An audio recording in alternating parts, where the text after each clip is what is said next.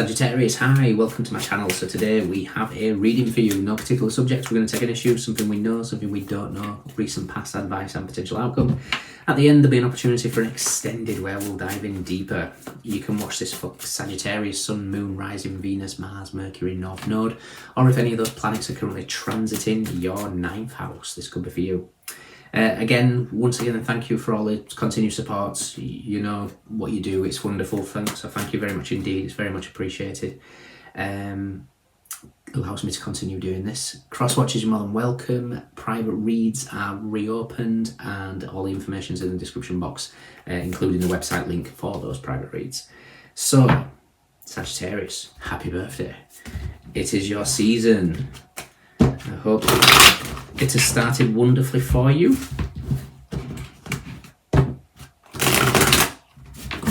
Well, I'm getting energy of maybe a significant vibrational shift here. Interesting. Let's do 2 more.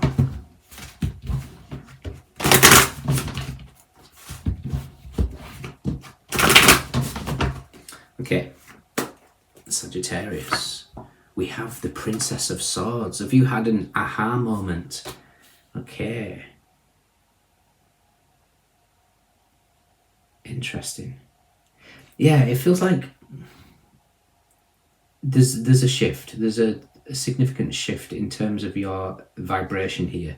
And this can be due to several reasons. What we're aware of, yeah. This could be spiritual awakening, this could be personal growth, or even like a major life event.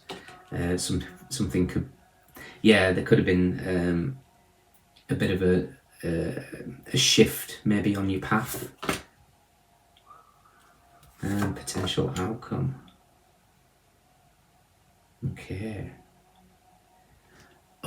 you're on the process of major change.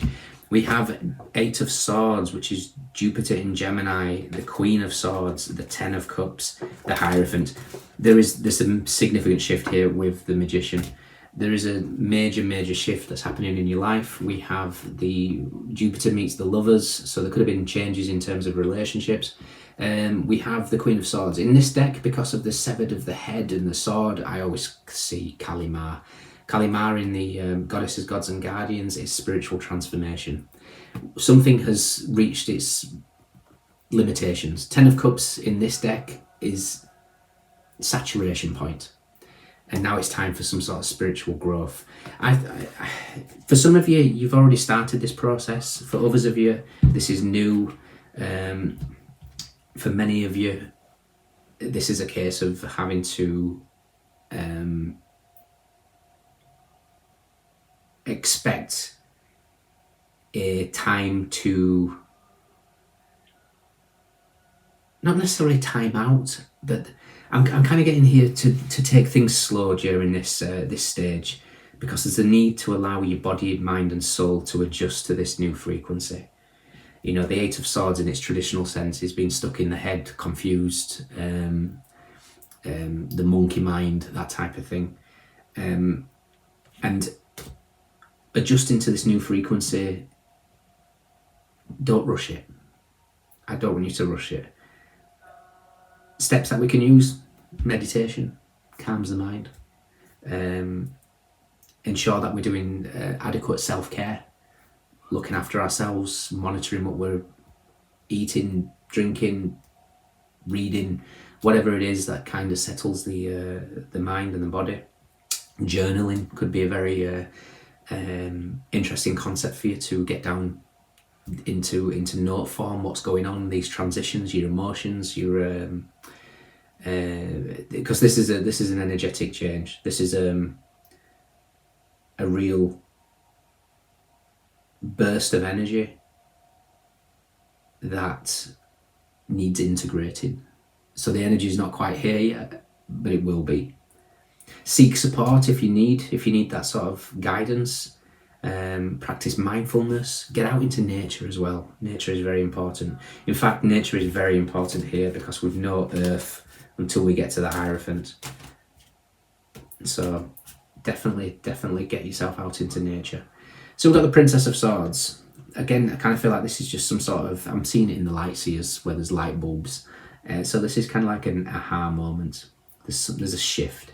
What we're aware of is Jupiter, the Wheel of Fortune. You guys are ruled by Jupiter.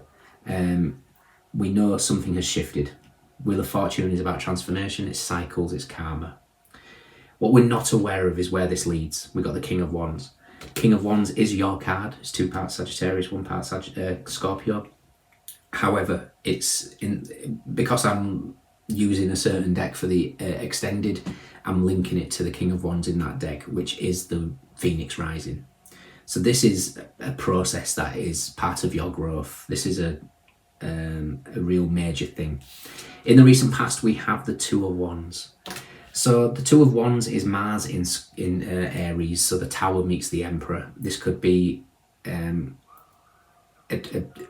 energetic shift in terms of maybe a Tower moment in regards to maybe an Emperor type energy, whether this is a partner, whether this is an authority figure in your life, a father figure, who knows.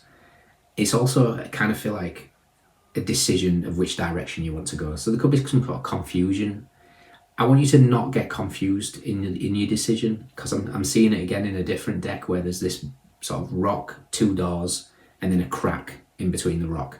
So the Tower will always cause the crack to split it apart. So whichever door you choose, that the whole building's going to come and your path will be revealed. So I'm kind of thinking it doesn't matter which direction you go, you will eventually get onto the where you're supposed to be. So don't overthink things, just go with what comes to you. Be so much in tune with your body, you're just going to know which direction to go. And again, even if you make the wrong decision, which there is no, because it's all part of the learning process, just know you're being led somewhere. Your advice moving forward is the Ace of Wands. Now the Ace of Wands, I'm literally again taking it from the deck that I'm using as the extended, and it's that moment before the pen hits the paper, the moment before creation. I will read the full lot to you so you know what I'm talking about. The magic paintbrush. The Ace of Wands represents inspiration, a sudden creative force. The magic paintbrush embodies these qualities with passion and daring. The magical moment right before the ink hits the paper and all dreams and possibilities are within reach. Upright, excitement, creativity, a spark, growth, new beginnings. Reversed, delays, bad news, a creative block, wasted talent. Now, again, you're being led somewhere. Your outcome is the Page of Wands, or the Princess of Wands in this deck.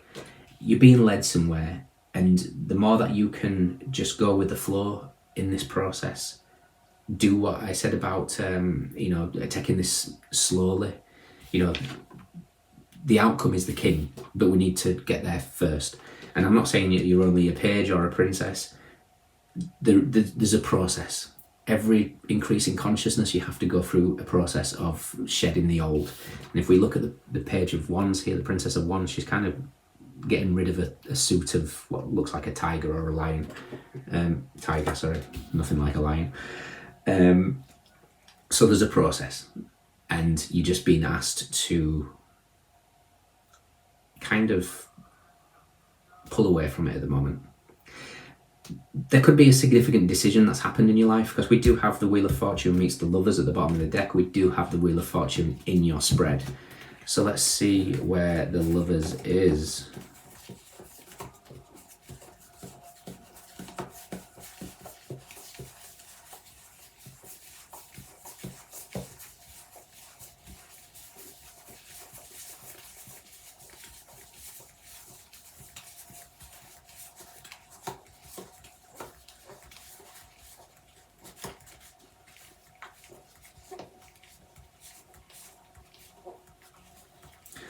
Yeah, definitely.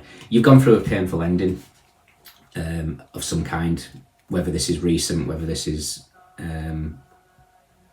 happened in the last couple of years, who knows. The Lovers is with the Tower and the Sun. So when you break that down, Lovers in the Tower is Mars in Gemini, which is the Nine of Swords.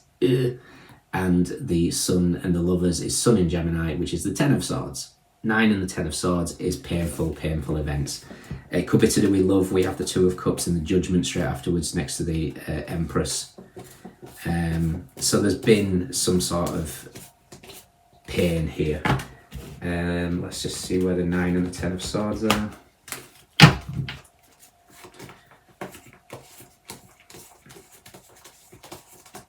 Nine of Swords is with the 8 of Cups and death. There could have been loss. I'm sorry if you've gone through loss. And 10 of Swords.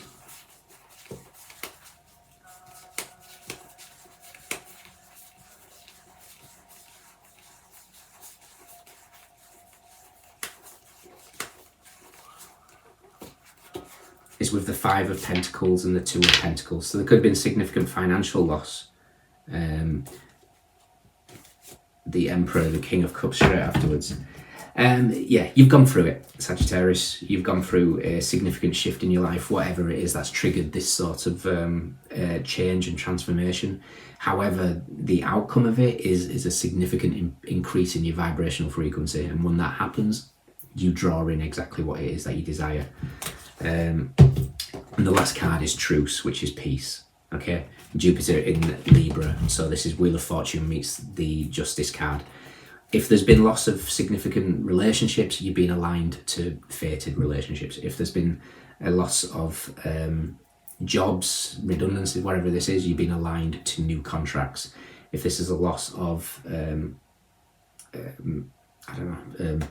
financial thing, there's going to be new opportunities coming. Whatever it is, you're exactly where you're supposed to be right now, and I know that can sound frustrating, especially if things aren't going too fantastic. Go with the flow. If you lead with your passion, so the Fire of Wands is passion. If you lead with your passion, you're going to ultimately become the Phoenix rising. The King of Wands has everything he desires. He's confident. He has the ability to see. He's a visionary. Sees things from a higher perspective, but follows his passion and leads by example. Okay. In your extended, I'm going to look at what this path is taking you. The more that you relax into it, the further you get. I'm hearing Sattva. Let me just double check what Sattva is. 37. Purity and clarity. You have let go of the things that were holding you back and are reaching deeper levels of clarity. Maybe you've cleaned up your diet, home, self-care products, relationships, thought patterns, career goals, or life outlook, and are now experiencing the joys that come with purity. Sattva. The space you have created is allowing greater gifts that are more aligned with your truth to present themselves. Continue on this path towards clarity by shedding all that is no longer serving you. When your body becomes pure, your thoughts and life will reflect that.